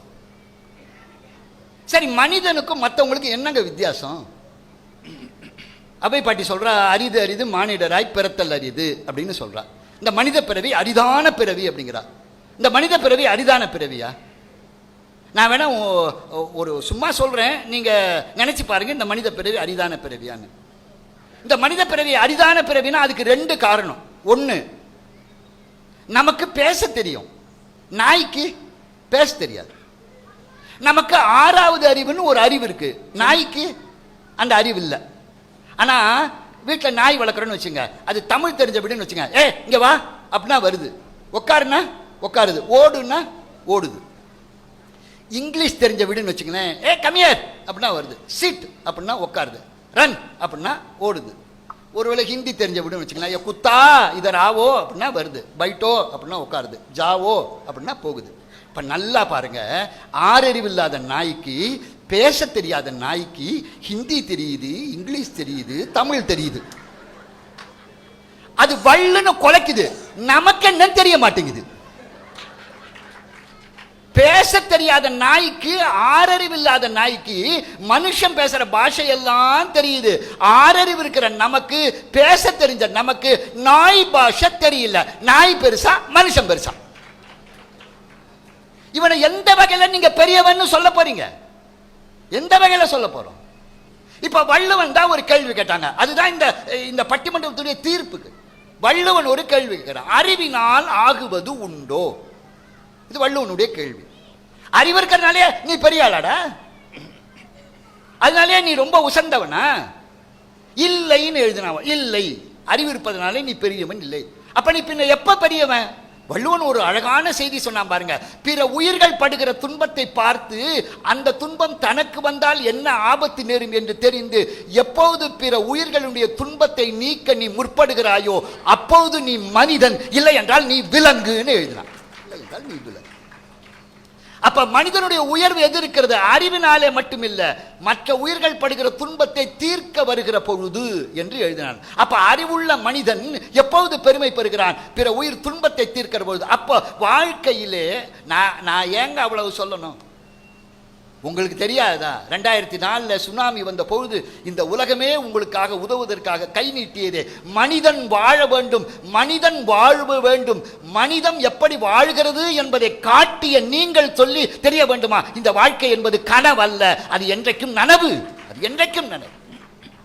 அப்ப வாழ்க்கையினுடைய ஒப்பற்ற உதாரணத்தை சொல்ல வருகிற பொழுதுதான் அந்த பாரசீகத்து பாவலன் எழுதினா. அது புத்தக கண்காட்சிக்கு ஒத்து வருங்க. அவன் எப்படி தெரியுமா எழுதினா? இந்த உலகம் எப்படி இருந்தது, இதுக்கு முன்னாடி எப்படி இருந்தது யாருக்கும் தெரியாது. யாருக்காவது தெரியுமா? டைனோசர் இருந்ததுங்கிறான், அது இருந்ததுங்கிறான், எது இருந்து என்னென்னமோ இருந்ததுங்கன்னா யாருக்காவது தெரியுமா? எப்படி இருந்ததுன்னு இந்த உலகம் முன்னாடி இருந்தது யாருக்கும் தெரியாது. சரி, எப்படி இருக்க போகுதுன்னு தெரியுமா? நமக்கு என்ன தெரியுமா? இது எந்த வருஷம் அழிய போகுது ஒன்றும் தெரியாது. அதனால தான் இந்த வாழ்க்கை மிக மிக இன்பமாக இருக்கிறது. அந்த பாரசீகத்து பாவலன் எழுதினா, இந்த வாழ்க்கை என்பது தன்னுடைய முதல் பக்கத்தையும் கடைசி பக்கத்தையும் இழந்து விட்ட ஒரு புத்தகம் போன்றது என்று எழுதினார். இந்த புத்தகத்தை நீங்கள் படிக்க படிக்க படிக்க படிக்க உங்களுடைய கனவு என்பது இருக்கிறது, அது நனவாக்கி கொண்டே இருக்கும். பாரதி ஒரு பாட்டு பாடினாங்க, மங்கியதோர் நிலவினிலே கனவிது நான் கண்டேன். இதே பாட்டு தான். நம்ம பெருசா பாடிட்டீங்கன்னா நீங்க பெரிய ஆள. நான் பாட மாட்டேனா? பாட போறீங்களா? பின்ன என்ன, ஜீவகாருண்ய கருதி பாடாம இருக்கேன். மங்கியதோர் நிலவினிலே கனவிது நான் கண்டேன். 16 வயது இருக்கும் ஒரு இளைய மங்கை, அவள் இடத்துல இவன் பேசுகிறான். அப்படி பேசுகிற பொழுது அவ கேட்கிறாளாம் பாரதி கிட்ட, ஆமா நீ என்னெல்லாம் நினைச்சு பார்த்த சொல்லு, காலத்தின் விதி மதியை கடந்திடுமோ? அடுத்து, காலமே மதியினுக்கோர் கருவி என்றால், இப்ப இவன் கேட்கிறான் பாரதி, ஞானத்தில் விரும்பியது நன்னுமோ? இந்த உலகத்துல நான் விரும்பினது ஏதாவது கிடைக்குமா? ஏன் கனவு பட்டிருப்பான் இல்லையா? அப்ப அவ சொன்னாலாம், நாளிலே 1-2 பலித்திடலாம். என்ன அழகா சொன்னா பாருங்க பாரு. நீ கனவு கண்டது எல்லாம் பழிச்சுடுன்னு நினைச்சு கனவு காணாத. நீ கனவு கண்டதுல சிலது பழிக்காமல் போகலாம், ஆனால் நாளிலே 1-2 பலிக்கலாம். அப்படி பலித்தாலும் நீ கனவு கண்டிருக்கிறாயே, அந்த நனவானதற்கு நீ செய்த முயற்சி என்று எடுத்துக்கொள் என்று பாரதி எழுதுகிறான். அப்ப கனவு அனைத்தும் பலிக்க வேண்டும் என்பது அர்த்தம் அல்ல. கனவிலே 1-2 பலித்தாலும் கூட நீ செய்த முயற்சி இருக்கிறதே, அந்த முயற்சி தான் நனவு. சரி, அது மட்டுமா? இந்த உலகத்துல சுதந்திர போராட்டம் நடந்ததா இல்லையா? யாருக்காவது சுதந்திரம் வரும்னு நினைப்பு நீங்க 1915 சொன்னப்ப இருந்திருக்குமா? இருக்காது. யாருக்காவது இருந்திருக்குமா? எல்லாருக்கும் அது என்னவா இருந்தது? கனவாதான் இருந்தது. ஏன் பாரதியே அப்படிதான் பாடினா. என்ன, ஆடுவோமே பல்லு பாடுவோமே ஆனந்த சுதந்திரம் அடைந்து விட்டோம் என்று. அவனே கனவு தான் என்ன பண்ணான், ஆடுவோமே பல்லு பாடுவோமே. அவன் பாடுனதுக்கு அப்புறம் தான் பல ஆண்டுகள் கழித்து இந்திய தேசத்திற்கு சுதந்திரம் வந்தது என்று சொன்னால், ஒன்றை நன்றாக நினைவு வைத்துக் கொள்ளுங்கள், கனவு காண்பது என்பது உங்களுடைய எண்ணம். அந்த எண்ணங்கள் வலிமையாக இருக்குமானால் அதனுடைய போராட்டம் இருக்கிறதே அது நனவாக மாறி இந்திய தேசம் இன்றைக்கு சுதந்திரத்தை அனுபவித்துக் கொண்டிருக்கிறது. நனவு மாறும். அதனால நான் கனவையும் நனவையும் சேர்த்து என்னுடைய பேச்சை முடிச்சு போடுறேன். அவ்வை பாட்டி முருகப்பெருமானை பார்த்து பேசும்போது அவ்வை பாட்டியை பார்த்து முருகப்பெருமான் வரிசையா நிறைய கேள்வி கேட்டான். கொடிது எது, வறுமை எது அப்படின்னு வரிசையா கேட்டு வந்தான். அதுல ஒரு கேள்வி கேட்டா முருகப்பெருமான் அவ்வை பாட்டியை பார்த்து இனிது எது அப்படின்னு கேட்டான். இனிது எது? அவ்வை பாட்டி சொன்னா, இனிது இனிது ஏகாந்தம் இனிது. நீ தனிமையில் இருக்க பாரு, அது மாதிரி இனிமே வேற எதுவுமே இல்லை, அதுதான் இனிதான்னு கேட்டா. அடுத்து சொன்னா பாருங்க, அதுதான் ரொம்ப அழகு. அதனினும் இனிது அறிவுடையோரை சார்தல். நல்ல அறிவாளிகள் இருக்கிறார்களே, ஞானிகள் இருக்கிறார்களே, அவர்களை போய் சேரு. என்ன கேட்டா, ஒவ்வொன்றும் நீங்க போய் தெரிஞ்சுக்கணும்னா இப்ப இப்படி சொல்லாமா, இந்த பட்டிமன்றத்தை மாவட்ட ஆட்சித்தலைவர்கள் இதை ஏற்பாடு பண்ணுங்க. என்ன காரணம்? இன்றைக்கு பல நூல்களை படித்து விட்டு வந்து இவர்கள் பேசி இருக்கிறார்கள். நீங்கள் முயன்றாலும் முடியாத பல நூல்களை படித்து இவர்கள் பேசுவது அத்தனையும் கேட்டதற்கு சமம். இது உங்களுக்கு நனவாகி இருக்கிறது. நல்ல ஒழுக்கமுடையார் வாய் சொல்ல கேட்கணும். இந்த வாய் சொல்ல கேட்கலைன்னா என்ன ஆகும்னு சொல்றேன். இந்த வாய் சொல்ல கேட்கலைன்னா என்ன ஆகும்னு சொல்றேன். கம்பன் சொன்னா, தாடக மார்புல அம்பு போட்டாங்க ராமன், அது இப்படி குத்தி வேகமா போயிடுச்சு, பயங்கர வேகமா போயிடுச்சு. இப்ப இந்த வேகமா போச்சு இல்லையா, இந்த வேகமா போனதுக்கு ஒரு அளவு சொல்லணுமா இல்லையா? இப்ப மோட்டர் பைக்கில் கார்ல போனீங்கன்னா ஒரு ஸ்பீடா மீட்டர் இருக்கு, அது 150 கிலோமீட்டர் வேகத்தில் போகுதுன்னு நமக்கு கிலோமீட்டர் காட்டுது. இந்த கிரிக்கெட்ல பந்து போடுறான் பாருங்க, அந்த பந்து வீசும் போதே 150 கிலோமீட்டர்ஸ்ல பால் போட்டாங்களாம். அப்ப இப்ப வேகத்தை அளக்கிறதுக்கு கருவி வந்துருச்சு. கம்பன் காலத்துல கருவி இல்லை. ஆனா தாடக மார்புல இந்த அம்பு போச்சுங்கிறத உலகத்துல வேற யாரும் அப்படி உதாரணம் சொல்லல. கம்பன் சொன்னா பாருங்க, படிக்காத ஒரு முட்டாளுக்கு நல்ல அறிவுடையோர்கள் நல்ல அறிவுரையை சொன்னா அவன் இந்த காதுல வாங்கி இந்த காதுல எவ்வளவு வேகமா விடுவானோ அவ்வளவு வேகமா போச்சுன்னான். கல்லா புல்லருக்கு நல்லோரு சொன்ன பொருள் போல போயிற்றன்று. அப்ப அறிவுடையவர்களை போய் சேர்றது இருக்கு பாருங்க, அது ரொம்ப பெருசு. அவை பாட்டி சொன்னா, இனிது இனிது ஏகாந்தம் இனிது அதனினும் இனிது அறிவுடையோரை சார்தல். கடைசியா சொன்னதுதான் நம்ம தீர்ப்புக்கு. அதனினும் இனிது முருகப்பெருமான் கேட்டான், அதனினும் இனிது அறிவுடையோரே சார்ந்து சொல்லிட்ட, அதனினும் இனிது அவை பாட்டி சொன்னா பாருங்க, அதனினும் இனிது கனவிலும் நனவிலும் அவர்களை காண்பது தானே அப்படின்னு. அதனினும் இது எது தெரியுமாடா, கனவுலையும் நனவிலையும் அவங்கள பார்க்கணும்னா. இப்ப எனக்கு ஒரு கேள்வி, திருவள்ளுவரை கனவுல பார்க்கலாம், ரைட்? திருவள்ளுவரை அதாவது நல்லவங்க கனவுல பார்க்கலாம், நல்லவங்க என்ன இவங்க தான் எங்களை பாவிந்தாங்க, பாவிகள்லாம் பார்க்கலாம், நல்லவங்க கனவுல பார்க்கலாம். யார? திருவள்ளுவரை. சரி, இப்போ திருவள்ளுவரை என்னால கனவுல பார்க்க முடியும், திருவள்ளுவரை நனவுல பார்க்க முடியுமா? இங்க வந்து திருவள்ளுவர் நிக்க முடியுமா? பார்க்க முடியாத. அப்ப அவ்வை பாட்டி கனவிலும் நனவிலும் காண்பது தானே எழுதியிருக்காள. திருவள்ளுவரை கனவுல பார்க்க முடியுமே தவிர அவரை நனவுல என்னால பார்க்க முடியாதுல்ல. திருவள்ளுவரை நனவுல கூட பார்க்கலாம். எப்படி தெரியுமா?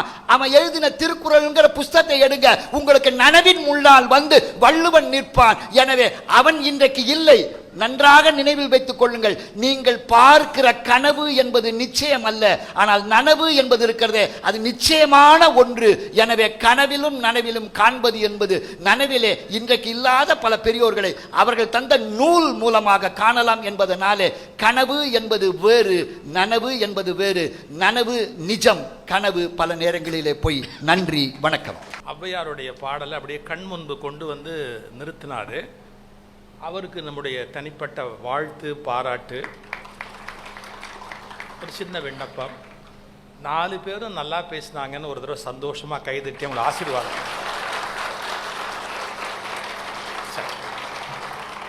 நாங்களும் தொடர்ந்து பல வருஷம் பேசுகிறோம். இப்போ இந்த கொரோனாக்கு அப்புறம் பேசுகிற வாய்ப்பு குறைஞ்சது. மறுபடியும் அடுத்த அலைக்குள்ளே பேசிடணுன்ற வேகத்தோட நாங்களும் அலையலையாக அலையிறோம், அடுத்த அலைக்குள்ளே முடிச்சிடணும் அப்படின்னு அலையிறோம். நீங்கள் ரசிக்கிற போது தான் எங்களுக்கு உயிரே வருது. நீங்கள் ரசிக்கும் போது தான் எங்களுக்கு உயிரே வருது.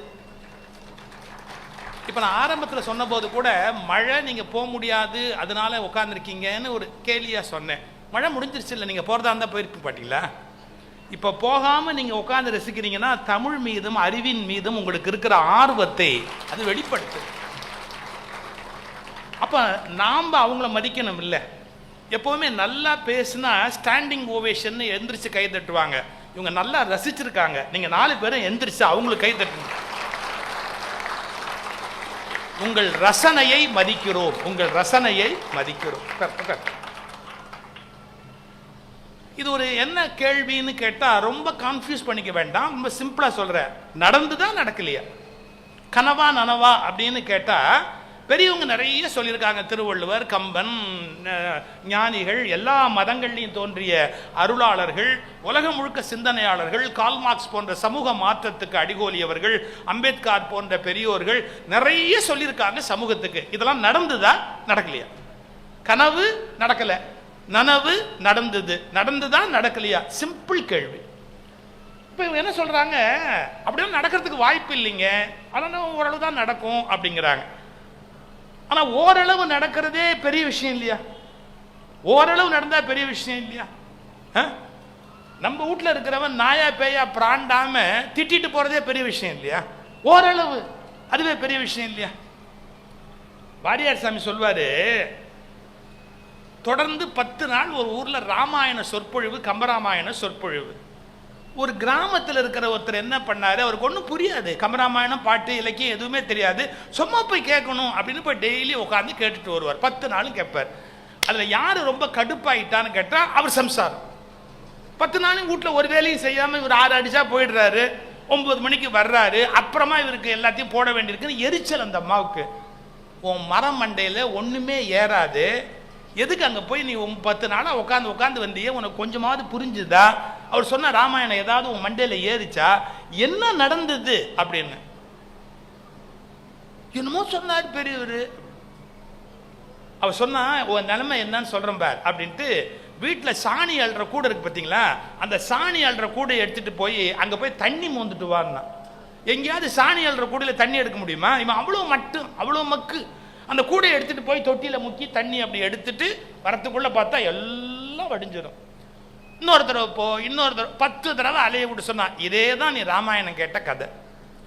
ஒரு சொட்டு தண்ணி இருக்குதா கூடையில்? இல்லை, எல்லாம் வடிஞ்சு போச்சு. நீ போய் 10 நாள் கேட்டு வந்தியே, அப்ப எல்லாம் வடிஞ்சு போச்சு, எதுக்கு போய் கேட்ட?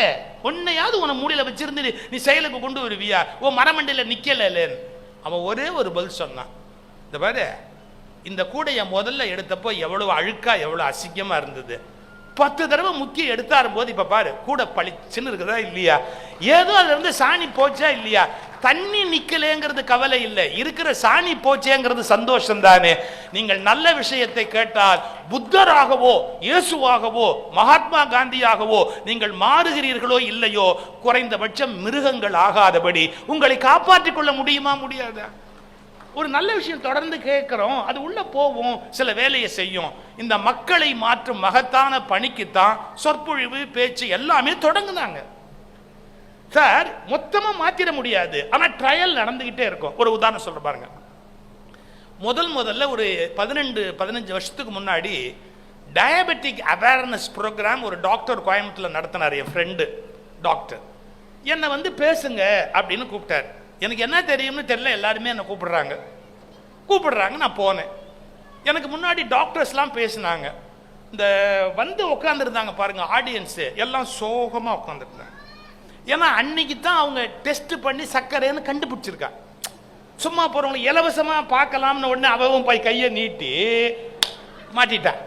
உனக்கு சர்க்கரை இருக்கு உட்காரு, உனக்கு சர்க்கரை இருக்கு உட்காருன்னு பிடிச்சி வச்சிருக்கிறாங்க. ஒரு 1000 பேர் அன்னைக்கு தான் சர்க்கரைன்னு கண்டுபிடிச்சி உட்காந்துருக்கிறாங்க. எதையாவது ரசிப்பாங்களா? 1 மணிக்கு மேல மைக்கு எங்கிட்ட கொடுக்குறாரு டாக்டர். நான் ஆரம்பிச்சா எல்லாரும் பரிதாபமா உட்காந்து ரொம்ப வேதனையில் இருக்கிறாங்க. அவங்க இன்னைக்கு தான் மாட்டியிருக்கிறவங்க ஒரு துக்கத்தில் இருக்கிறாங்க. நான் ஒரு சின்ன கதை சொன்னேன். ஒரு விவசாயி கடவுளை திட்டிக்கிட்டே இருந்தான். உனக்கு கண்ணே இல்லை, என்னை கவனிக்கவே இல்லை, இந்த ஊர் பண்ணையார் எவ்வளோ பிரமாதமாக இருக்கார், சௌக்கியமாக இருக்கிறாரு, ராஜா மாதிரி மகிழ்ச்சியாக இருக்காரு, நான் எவ்வளோ கஷ்டப்படுறேன் பாரு, என் துக்கம் நான் யார்கிட்ட போய் சொல்வேன்னு திட்டிக்கிட்டே இருந்தான். கடவுள் ஒரு நாள் உடனே என்ன பண்ணார், ஒரு நாள் ஒரு சவுண்டு விட்டார். டேய், கஷ்டம் இருக்கு கஷ்டம் இருக்குன்னு புலம்பாது, உன் கஷ்டத்தை எல்லாம் ஒரு மூட்டையாக கட்டி, உன் கஷ்டத்தை அப்படியே ஒரு மூட்டையாக கட்டி நாளைக்கு சாயங்காலம் 6 மணிக்கு கோயிலில் கொண்டாந்து போட்டுரு. இவனுக்கு ஒரே சந்தோஷம், அதே இருக்கிற எல்லா கஷ்டத்தையும் மூட்டை கட்டி போட்டலாமா, போட்டுடலாம். ஆன் ஒன் கண்டிஷன், இந்த ஊரில் இருக்கிற எல்லாருக்கும் நான் அனௌன்ஸ் பண்ணுவேன், எல்லாரும் 6 மணிக்கு கஷ்டத்தை மூட்டை கட்டி கொண்டாந்து போடணும், லைட் ஆஃப் ஆகிடும். திரும்பி போகும்போது அதுக்குள்ள நீ இன்னொரு மூட்டையை எடுத்துக்கணும். இவன் கேட்டான், ஏங்க போட்டுட்டு வரக்கூடாதா? இல்லை, இது எக்ஸ்சேஞ்ச் மேளா, ஒருத்தரை போட்டுட்டு இன்னொன்று எடுத்துட்டு தான் வரணுமே ஒழிய யாரும் போட்டுட்டு வரக்கூடாது. புரியுதா? போய் போட்டு வா. மறுநாள் 6 மணிக்கு போனா உள்ள போய் பார்த்தா இருக்கிற மூட்டையிலே இவன் தான் சின்ன மூட்டை, மற்றவெல்லாம் பெருசு பெருசா இருக்கு. ஒரே ஒரு ஆள் வெறுங்கை வீசிக்கிட்டு வந்தான். இவன் கேட்டான், அண்ணே உங்களுக்கு கஷ்டம் எல்லாம் ஒண்ணும் இல்லையான்னா, லாரியில வருது. இவன் பார்த்தா நாம தெரியாதனமா அந்த மூட்டையை தொட்டா எடுத்துக்கிட்டு போறதுக்கு லாரி சார்ஜே நம்ம கிட்ட இல்லையே, என்னடா அநியாயம் பண்ணிட்டோமே அப்படின்னு 6 மணிக்கு வெயிட் பண்ணா சார். லைட் ஆஃப் ஆச்சு சார், மூட்டையை போட்டான் சார், லபக்குன்னு அதே எடுத்துட்டான் சார். எடுத்து இப்படி வச்சுக்கிட்டான் அவன் பாட்டுக்கு. லைட்டு வந்த உடனே பார்த்தா எல்லாருமே அதான் பண்ணியிருக்கான். அவன் போட்டு அவன் மூட்டையே எடுத்துட்டான். இவன் கேட்டான், ஏன்னு அடுத்த மூட்டை? சும்மா இருப்பா, இதுலயாவது என்ன இருக்குன்னு தெரியும், அதுல என்னென்ன இருக்குன்னு எவனுக்கு தெரியும் அப்படின்ட்டு ஒரு உதாரணம் சொன்னான் பாருங்க. என்ன, இப்ப நமக்கு ஒரு ஆஸ்துமா இருக்குன்னு வச்சுக்கோங்க. ஆஸ்துமாங்கிற துக்கத்தை மூட்டை கட்டி போட்டு எடுத்த மூட்டையில எய்ட்ஸ் இருந்தா என்ன பண்றது? இப்ப நீங்க சிரிச்சீங்கல்ல, எல்லாருமே இப்ப சிரிச்சாங்க. நமக்கு சக்கரை வந்துடுச்சேன்னு அவங்க கவலையில இருக்காங்க. நான் என்னால முடிஞ்ச வித்தையெல்லாம் காட்டி கடைசியா இந்த கதையை சொன்ன உடனே அவங்க ஒரு மாதிரி நார்மலா ஆனாங்க. அப்போ ஒரு வார்த்தை சொன்னேன், என்ன தெரியுங்களா? சர்க்கரை நோய் வந்தவர்கள் அதிகம் வாழ முடியும், சர்க்கரை நோய் வராதவர்களை விட சர்க்கரை நோய் வந்தவர்கள் அதிக நாட்கள் வாழுகிறார்கள். எப்படி தெரியுங்களா? தனக்கு வந்து விட்டது என்று தெரிந்ததால் அவர்கள் they are very careful, உணவுல, சாப்பாட்டுல, உடற்பயிற்சியில சரியா இருக்கிறாங்க. இது இதுக்குன்னே தெரியாம இருந்தவன் ஒரே நாள்ல டக்குன்னு போயிடுறான். தெரிஞ்சிட்டவன் ஒழுங்கா தன்னை பாதுகாத்து நீண்ட நாள் வாழுகிறான். he is able to live for a long time. ஏன்னா அவன் டயட் ரெஸ்ட்ரிக்ஷனுக்கு வந்துட்டான், ஃபேட் அவாய்ட் பண்ணிட்டான், வாக்கிங் போறான் டெய்லி, தனக்கு டயபெட்டிஸ் இருக்குன்னு. நமக்கு என்ன குறை இருக்கிறது என்று தெரிவதே அது 50% சரி செய்து கொள்வதற்கு சமம். நம்ம கிட்ட என்ன ப்ராப்ளம் இருக்கு அப்படின்னு கண்டுபிடிச்சாச்சுன்னா 50% வெற்றி. இதைத்தான் நான் சொல்ல வரேன். மக்களுடைய குறைகளை அல்லது தவறுகளை, அவங்க மாற வேண்டிய முறைகளை விவேகானந்தர் போன்றவர்கள் வந்து சொல்வாங்க. என்ன எழுச்சி உண்டு பண்ணார் சுவாமி விவேகானந்தர், எவ்வளவு பெரிய மாற்றத்துக்கு விதையிட்டார் மகாகவி பாரதி, எவ்வளவு பெரிய தமிழ் உணர்வு வரணும்னு பாடுபட்டார் புரட்சி கவிஞர் பாரதிதாசன், இந்த மக்கள் சமூகத்துல மேல வரணும்னு டாக்டர் அம்பேத்கர் எவ்வளவு பெரிய முயற்சி எடுத்தாரு, என்னென்ன பாடுபட்டாங்க.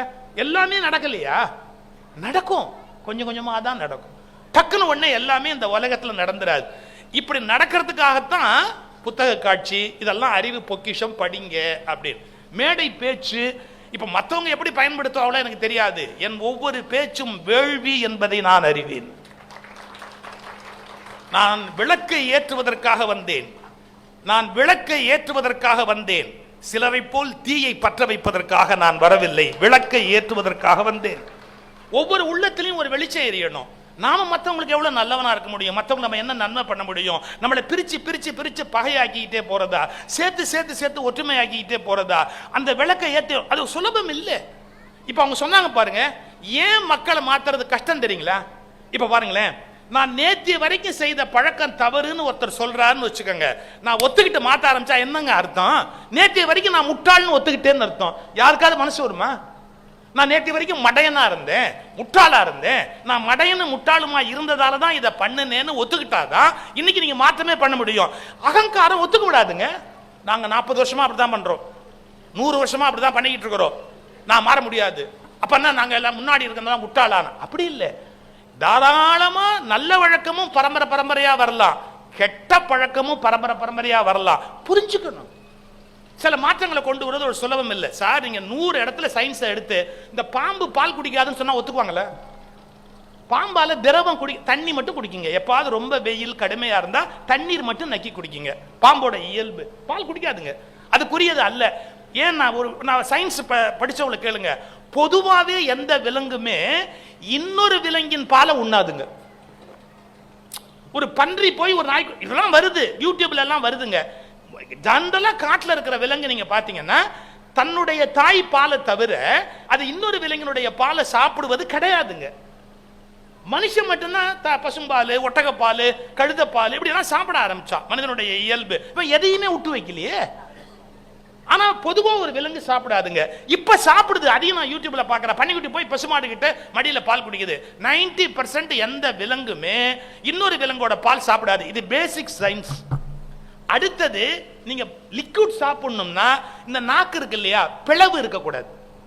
திக்கா ஒன்னா இருந்தாதான் நக்கி நாய் அப்படி பாலை குடிக்குது பாருங்க. இந்த நாக்கு இருந்தாதான். பாம்புக்கு நாக்கு பிளந்து இருக்கும், ரெட்டையா இருக்கும். அதனால ஒரு திரவத்தை நக்கி சாப்பிட முடியாது ஒரு பாம்பால. ஆனா யாராவது ஒத்துக்குவோமா? பாம்புக்கு பால் வாத்த மாதிரின்னு பழமொழி வச்சிருக்கோம். எத்தனையோ படங்கள்ல நம்ம MS விஸ்வநாதன் மியூசிக் போட்டு எல்லார் ஈஸ்வரி பாடி அதெல்லாம் பிரமாதம் பண்ணி வச்சிருக்கிறோம். நம்ம மைண்ட் அதை அக்செப்ட் பண்ணாது. இப்ப நான் என்னுடைய நோக்கம் யாரையும் கிரிட்டிசைஸ் பண்றதுக்கு இல்ல. There must be a stage. என்னைக்காவது ஒரு நாள் அவேக்கனிங், அவேர்னஸ், ஒரு விதமான விழிப்பு. எதுக்காக வள்ளலார் சொன்னார் விழித்திரு? ஐயா, வள்ளலார் இந்த பூமிக்கு வர்றாரு. பூமியில என்னென்ன இருந்தது?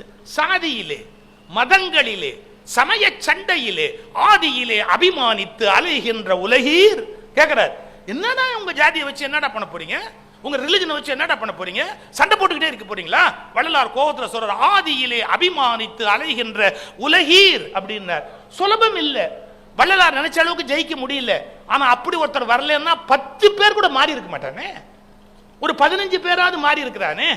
அந்த வள்ளலார் ஒரு மிகப்பெரிய வேதாத்ரி மகரிஷியை உருவாக்கிட்டாரு. வேதாத்ரி மகரிஷியால இன்னைக்கு 1000 பேர் உருவாயிட்டானே. அந்த வள்ளலாரால எத்தனை பேருடைய வாழ்க்கைக்குள்ள ஒண்ணுல சார் அசைவம் சாப்பிட்டு கொண்டிருந்த எத்தனையோ பேர் வள்ளலாரால் சைவ உணவுக்கு மாறி இருக்கிறாங்களே. அவர் அவ்வளவு பெரிய சாதனை இந்த உலகத்துல பண்ணாரு. அவரால் இன்ஃப்ளூயன்ஸ் பண்ண முடிஞ்சது. 100% சக்சஸ் பாசிபிள் இல்ல. 100% யாரால சக்சஸா இருக்க முடியாது. பட் விடா முயற்சியோட பண்ணிக்கிட்டே இருப்போம். ஓரளவு சக்சஸ் ஆகலாம், ஓரளவு சக்சஸ் ஆகாம போலாம். இப்ப நான் ஒரு ஆச்சரியமான விஷயம் சொல்லட்டுமா? ஒரு அழகான ஆங்கில பொன்மொழி இருக்கு. Success is a national highways அப்படின்னா. இப்போ தேசிய நெடுஞ்சாலைன்னு ஒண்ணு இருக்கு. அது சொல்லு நீங்க ஏறி மிதிச்சீங்கன்னா, அப்படி திருச்சியில ரோட்ல நீங்க மிதிச்சீங்கன்னா மெட்ராஸ் போற வரைக்கும் 3 மணி நேரத்தில் போயிடலாம் இல்லையா? National highways. உங்களால எப்ப போக முடியாம போகும்? Work going on, take diversion. அப்போ உங்க காரை பிரேக் போட்டு லொடக்கு லொடக்கு லொடக்கு லொடக்குன்னு சைடில் இப்படி போய் திரும்பி அப்படி போய் மறுபடியும் மெயின் ரோடு பிடிச்சா 100 கிலோமீட்டர் வேகத்தில் போவோம். அப்புறம் bridge under construction, take diversion, உடனே இப்படி போவோம். எவன் கண்டுபிடிச்சான்னு தெரியல சார், அழகா இருக்கான். Success is a national highways but it is always under construction. It is always under construction. It never ends. வெற்றி என்பது நெடுஞ்சாலையை போல, ஆனால் எப்போதும் அது கட்டப்பட்டு கொண்டே இருக்குமே ஒழிய அது முடிவடையாது. லைஃபோட basic principle. So you have to take diversion. உங்க ஸ்பீடை மெயின்டைன் பண்ண முடியாது. டைவர்ஷன்ல கொடக்கு தான் போகணும். காந்தின்னு ஒத்த மனுஷன் அந்த நேரத்தில் எவ்வளவு பெரிய சார். இன்னைக்கு காந்தியை கேவலமா பேசுறது பல பேருக்கு தேன் குடிச்ச மாதிரி இருக்கு சார். ஏன் காந்திய மாதிரி ஒரு மனுஷன் அந்த காலத்துல போராடி ஜெயிச்சு காட்டியிருக்க வேண்டியது தானே? இன்னைக்கு நீங்க எல்லாம் காந்தி யார் வேணாலும் பேசலாம். அன்னைக்கு காந்திங்கிற ஒத்த மனுஷன் நின்ற மாதிரி ஒருத்த நிக்க முடியுமா யாராவது போய்? இன்னைக்கு அவரை விமர்சனம் பண்றதும் கேலி பண்றதும் அவர் ஒண்ணு கையால் ஆகாத மாதிரி பேசுறதும் இன்னைக்கு நமக்கு சுலபம். ஆனா அன்னைக்கு அந்த துப்பாக்கியும் பீரங்கியும் எதிர்த்துக்கிட்டு சட்டை போடாம ஒரு கிழவன் நின்னானே, அவனுடைய மானத்துக்கு முன்னால இந்த நாடு மண்டிட்டு கும்பிடணும். அது மாதிரி ஒரு தலைவன் கிடைப்பான உலகத்துக்கு. அவர்கிட்ட மிஸ்டேக் இல்லைன்னு நான் சொல்ல மாட்டேன். நீங்க ஹிஸ்டரி எடுத்து அனலைஸ் பண்ணீங்கன்னா எல்லா தலைவர்களும் தவறு செய்திருக்கிறார்கள். நீங்க வரலாறு எடுத்து படிச்சு பார்த்தீங்கன்னா மிஸ்டேக் செய்யாத தலைவனே கிடையாது. ஆனா ஒன்னு புரிஞ்சுக்கணும், உள்நோக்கத்தோடு தவறு செய்ததல்ல, இந்த தேசத்தை காப்பாற்ற வேண்டும் என்ற அக்கறையோடு அவருடைய இன்டெகிரிட்டின்னு ஒன்னு இருக்கு பாருங்க, அதை டவுட் பண்ண முடியாது. காந்தியோட இன்டெகிரிட்டியை டவுட் பண்ண முடியுமா யாராவது? நிறைய ஒரு விமர்சனம் பண்ணலாம். ஓஷோ கூட காந்தி கேலி பண்ணுவார், எவ்வளவோ பண்ணுவார். பட் த இன்டெகிரிட்டி, காந்தியோட இன்டெகிரிட்டியை டவுட் பண்ண முடியாது. இந்த நாட்டில் யோசிச்சு பாருங்க சார், உப்பு சத்தியாகிரகம் நடந்தது. போவான் சார், போலீஸ்கார் லத்தியால் அடிப்பார் சார், அடி வாங்கிட்டு பேசாம வந்து உட்காரணும், எதிர்த்து யாரும் ஒன்றும் பண்ணக்கூடாது, ஒத்தொத்தனா போய் அடி வாங்கணும், திரும்பி வந்து உட்காரணும், வந்தே மாதரம் அப்படிங்கணும். இது அவ்வளவு யாரால் நடந்தது? காந்தி என்ற ஒற்றை மனிதன் கொடுத்த உணர்ச்சி நெருப்பால் இந்தியா இத்தனை பெரிய ஒரு போராட்டத்தை நடத்த முடிஞ்சது. எடுத்த உடனே சக்சஸ் ஆகாது. ஜெயிச்சிட முடியுமா என்ன? எல்லாத்தையும் ஜெயிச்சிட முடியுமா என்ன? முடியாது. பலவிதமான கஷ்டங்கள், பலவிதமான வேதனைகள் இந்த உலகத்தில். சார், பிரிட்டிஷ் பார்லிமெண்ட்ல சர்ச்சில் சொன்னார். என்ன சொன்னார் தெரியுங்களா? காந்தி என்ற ஒற்றை மனிதனை எதிர்க்கட்சிக்காரன் கேட்கிறான், is after all a single man without any arms and ammunitions. எந்த ஆயுதமும் இல்லாம நிக்கிறான், அவனை வீழ்த்துறதுல உனக்கு என்ன பெரிய கஷ்டம்னு சர்ச்சில் கேட்டாங்க. சர்ச்சில் சொன்னார், உண்மை, அவர் எந்த ஆயுதங்களையும் கையில் எடுத்துக்கொண்டு போராடவில்லை, ஆனால் சத்தியம் என்ற ஆயுதத்தை கையில் வைத்திருக்கிறான் மனிதன். சொல்லிட்டு எதிர்க்கட்சியை பார்த்து சொன்னாரு, சத்தியம் என்ற ஆயுதத்தை வீழ்த்துகிற ஆயுதம் இன்னும் கண்டுபிடிக்கப்படவில்லை என்பதை நண்பருக்கு சொல்லிக் கொள்கிறேன். அவர் என்ன சொன்னாரு? India is my country, it is not your country. Get out. இது ஓ நாடு இல்லடா, ஏன் நாடு. இவ்வளவுதான் காந்தி சொல்லி கொடுத்தது. ஏன் நாடு, ஓ நாடு இல்ல, வெளியே போ. இப்போ அது சத்தியம். அந்த சத்தியத்தை விட வலிமையான ஆயுதம் இந்த உலகத்துல இல்லை அப்படின்னு அவருடைய அந்த கனவு பிராக்டிக்கலா நனவுக்கு வந்துதான் வரலையா? வந்தது. அதெல்லாம் எது சாதிக்கும்? பேச்சு, எழுத்துங்கிற அந்த சிந்தனை தான். இப்போ புத்தக கண்காட்சி இருக்கு, எத்தனை புத்தகங்கள், எவ்வளவு பெரிய. கார்ல் மார்க்ஸுடைய தாஸ் கேபிட்டல் பண்ண அற்புதம், காந்தியை மாற்றி அமைத்த டால்ஸ்டாயினுடைய புத்தகம் எவ்வளவு பெரிய மாற்றங்களை உண்டு பண்ணியிருக்கு. ஒருத்தர் எழுதுனா, சார், அரசாங்கங்கள் சில சமயத்தில் புத்தகங்களை தடை பண்ணுவாங்க. பிரிட்டிஷ் ஆட்சியில் நிறைய புத்தகம் தடை பண்ணப்பட்டது. பிரெஞ்சு புரட்சி காலத்தில் சில புத்தகங்கள் அந்த நாட்டில் தடை பண்ணப்பட்டது. நல்லா யோசிச்சுக்கங்க, எவ்வளவு தடை பண்ணாலும் கடைசியா என்ன நடந்திருக்குன்னு ஒருத்தன் வரலாறு எழுதுனா, எத்தனையோ அரசாங்கங்கள் எத்தனையோ புத்தகங்களை தடை செய்திருக்கின்றன. ஆனால் பின்னாளில் அரசாங்கங்கள் தான் காணாமல் போனவே ஒழிய புத்தகங்கள் இன்னும் உயிரோடு இருக்கின்றன. ஒரு புத்தகத்தை தடை பண்ணும் ஒரு அரசாங்கம் காணாம போயிடும், ஆனா அந்த புத்தகம் உயிரோடு இருக்கும். 300 வருஷம் கழிச்சு அந்த புத்தகத்தை எடுத்து ஒருத்தன் படிச்சுக்கிட்டே உட்கார்ந்துருப்பா. அந்த புத்தகம் இன்னும் உயிரோடு இருக்கு. அப்ப சிந்திக்கிற அந்த சிந்தனை, அந்த விதை, இதெல்லாம் மாறவே முடியாதது. அதனால்தான் அருமையா அந்த புத்தகத்தை பத்தி ஒரு 2 வார்த்தை பாருங்க. எதிரிகளுக்கு ரோஜா மலர், நண்பர்களுக்கு புத்தகம். நம்ம வாழ்க்கை எப்படி இருக்கணும்னா, எதிரிகளுக்கு ரோஜா மலர், நண்பர்களுக்கு புத்தகம். ஏன் புத்தகம்? பாரதியை பத்தி ஒருத்தர் ஒரு வார்த்தை எழுதியிருந்தார், மகள் திருமணத்திற்கு புடவை வாங்க போய் புத்தகங்களுடன் திரும்பி வந்தவன் பாரதி. மகள் திருமணத்துக்கு புடவை வாங்க போய் புத்தகங்களோடு திரும்பி வந்தவன் பாரதி. மறந்து விடாதீர்கள், மகள் திருமணத்திற்கு புடவை வாங்கிய எந்த அப்பனையும் சிலை வைத்து கொண்டாடவில்லை. மகளுக்கு புடவை வாங்க போய் புத்தகம் வாங்கி வந்த பாரதியை இந்த நாடு இன்று வரை மறக்க முடியவில்லை. அப்ப அறிவை நேசிச்சான், அறிவை விதைக்கிறான், அறிவை இந்த மண்ணை மக்களுக்கு கொடுக்கணும் அப்படிங்கிறதுக்காக பாடுபட்டிருக்கிறான். சார், எப்படிப்பட்ட மனிதர்கள் வாழ்ந்த நாடு இதை நான் எங்க போய் படிப்பேன், எப்படி தெரிஞ்சுக்குவேன்? நான் இன்னைக்கு என்ன சொல்றேன்னு கேட்டா, பக்தி யோகத்தை விட கர்மயோகம் முக்கியம் அப்படிங்கறத நான் முன்மொழிஞ்சு பேசுறேன். கொஞ்சம் சமயம் புரியாதவர்கள் நான் ஏதோ நாஸ்திகன் நினைச்சு என்ன விமர்சனம் பண்றாங்க. பக்தி யோகத்தை நான் எதிர்க்கல, ஆனா பக்தி யோகத்தை விட கர்மயோகம் தான் நாட்டுக்கு தேவை, அது முன்னேறுவதற்கு அவசியம்ங்கிற கருத்தை நான் விதைச்சு பேசிக்கிட்டு இருக்கிறேன். இதை நான் சொன்னா மட்டும் போராது சார். பாரத் ரத்னா அவார்டு கொடுக்கறாங்க. யாருக்கு தெரியுமா? CV. Raman, the greatest scientist உலகத்தினுடைய சி.வி. ராமன். ராஷ்டிரபதி பவன்ல அவருக்கு பாரத் ரத்னா விருது கொடுக்க போறாங்க. அப்ப யார்? ராஜேந்திர பிரசாத் பாபு, ராஜேந்திர பிரசாத் ஜனாதிபதி. சி.வி. ராமனுக்கு கடிதம் வந்தது, வாங்க போல.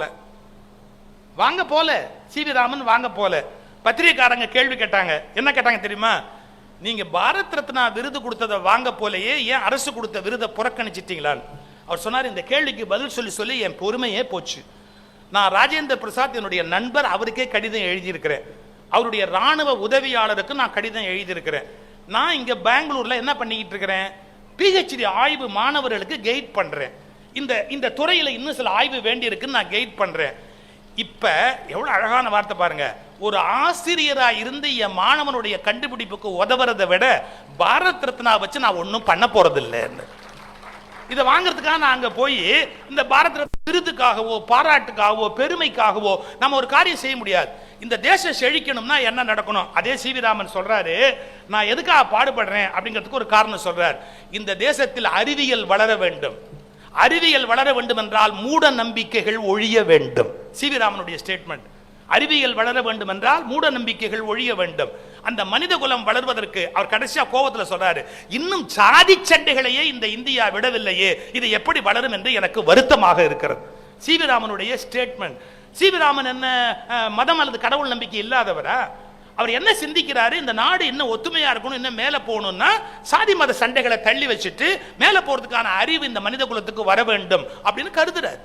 இதெல்லாம் எதுக்கு சொல்ல வர? இதெல்லாம் நீங்க எங்க, நான் ஒரு புத்தகம் படிப்பாங்க, புத்தகம் பேசுதுன்னே ஒரு பத்திரிகை வருது. எவ்வளவு பேர் நீங்க படிக்கிறீங்கன்னு எனக்கு தெரியாது. புத்தகம் பேசுதுன்னு ஒரு பத்திரிகை. ஏன் நான் அதை படிப்பேன்னா, பெஸ்ட் புக்ஸை எது இன்ட்ரோடியூஸ் பண்ண எனக்கு. உலகத்தில் என்னென்ன புக்கு வந்திருக்குது, யார் தமிழில் என்னென்ன புத்தகங்களுக்கு மொழிபெயர்ப்பு வந்திருக்குது, எனக்கு ஒரு கைடு மாதிரி அதை எடுத்து நான் வாங்கி படிப்பேன். புத்தகம் பேசுது, என்னென்ன புத்தகம் வந்திருக்குது அப்படிங்கிறத எனக்கு அதை எடுத்து சொல்லும். அதனால நம்ம என்ன அறிவு வளர்ச்சிக்கு புத்தகங்களை படிக்கிற போது சில மாற்றங்களை நம்மளால கொண்டு வர முடியும். ஒன்னே ஒன்று சொல்லி முடிச்சிடுறேன். கடுமையான சட்டங்களை போட்டால் மக்களை மாற்றலாம், பனிஷ் பண்ணா மக்களை மாற்றலாம், சாத்தியமே கிடையாது. சாத்தியமே கிடையாது. மனுஷன் உணர்ந்தாதான் மாற முடியுமே ஒழிய சட்டத்து மூலமாவோ இல்லை புத்தி சொல்றது மூலமாவோ யாரையும் மாற்றிட முடியாது. ஒரு இன்சிடென்ட் உங்களுக்கு சொல்லட்டுமா? பிரிட்டன்ல ஒரு சட்டம் கொண்டாந்தாங்க. திருடுறவங்க ரொம்ப திருடுறவங்களை கடுமையாக பனிஷ் பண்ணா திருட்டை நிறுத்திடலாம் அப்படின்னு முடிவு பண்ணி இப்போ பப்ளிக் ஹேங்கிங் சொல்றாங்க பாருங்க, எல்லாம் பார்க்குற இடத்துல வச்சு அவங்கள பனிஷ் பண்றது. அது மாதிரி பிரிட்டன்ல ஒரே ஒரு தடவை ட்ரை பண்ணாங்க. என்ன? பப்ளிக்ல பனிஷ்மெண்ட். எப்படி தெரியுங்களா? அவங்கள கொண்டாந்து நிறுத்திடுவாங்க. திருடுறவங்கள யார் வேணாலும் பனிஷ் பண்ணலாம். அந்த மாதிரி கடுமையான பனிஷ்மெண்ட் கொடுத்தா திருட்டை நிறுத்திடலான்னு ஒரு 10 பேர் திருடனை கூட நிறுத்தி ஃபர்ஸ்ட் டைமா பிரிட்டன்ல எக்ஸ்பெரிமெண்ட் பண்ணலாம். கூட்டம்னா கூட்டம், 10,000 பேர் 20,000 பேர் ஒடியாந்துட்டான் இந்த பனிஷ் பண்ணணும்னு. ஆனா திரும்பி போகும்போது தான் அவன் கண்டுபிடிச்சான், பாக்கெட்ல நிறைய காணும், பாக்கெட்ல நிறைய காணும், பர்ஸ காணும், அதை காணும், இதை காணும். எப்ப திருடுனவனுக்கு கடுமையான தண்டனை கொடுத்தா திருட்டை நிறுத்திடலாம்னு ஏற்பாடு பண்ணா அங்கு கூடிய கூட்டத்தில் பலருடைய பர்ஸ காணும். அப்ப என்ன அர்த்தம்? கடுமையான சட்டங்கள் மூலமெல்லாம் மனிதர்களை திருத்த முடியாது. அதுதான் ஒரு கவிஞன் எழுதிட்டானு, சட்டம் போட்டு தடுக்கிற கூட்டம் தடுத்துக்கிட்டே இருக்குது, திட்டம் போட்டு திருடுற கூட்டம் திருடிக்கிட்டே இருக்குது, திருடனா பார்த்து திருந்தா விட்டா ஒன்னும் பண்ண முடியாது அப்படின்னா. அந்த மனமாற்றம்ங்கிறது ஏற்படணும். அது சுலபம் இல்லைங்க. இந்த மனம் நம்மளை ஆட்டி வைக்கிற பிசாசு, அதுல இருந்து வெல்லுவது ரொம்ப கஷ்டம். இப்ப நான் என்ன சொல்ல வரேன், இது 100க்கு 100 நனவா வெற்றி பெறுமா என்று கேட்டா, வெற்றி பெறும் என்ற எண்ணத்திலேயே நான் இல்லை. முயற்சி செய்து கொண்டே இருந்தால் ஒருவர் வெற்றி பெற்றால் கூட அது உண்மையில் கடவுளின் வெற்றி. ஒருத்தர் ஜெயிக்கிறான்ல, ஒரு புத்தர் உருவாகிறான்ல, ஒரு புத்தர் மாதிரி ஒரு விவேகானந்தர் உருவாகிறான்ல, ஒரு ஞானி உருவாகிறான்ல, அவங்ககிட்ட இருந்து ஒருத்தர் வெளியில கிளம்பி புறப்படுறான்ல, அந்த விவேகானந்தர் கிட்ட இருந்து திருப்பராய்த்துறையில சித்பவானந்தான்னு ஒரு ஆள் உருவாகிறாருல்ல, ஒத்த உருவாகிறாங்கல்ல, போதும் எனக்கு. அதனால மக்களை மாற்றும் மகத்தான பணி கனவு அல்ல, மெல்ல நிறைவேறி கொண்டிருக்கிற நனவு. அது என்றைக்குமே it is a national highways, but it is always under construction. Thank you.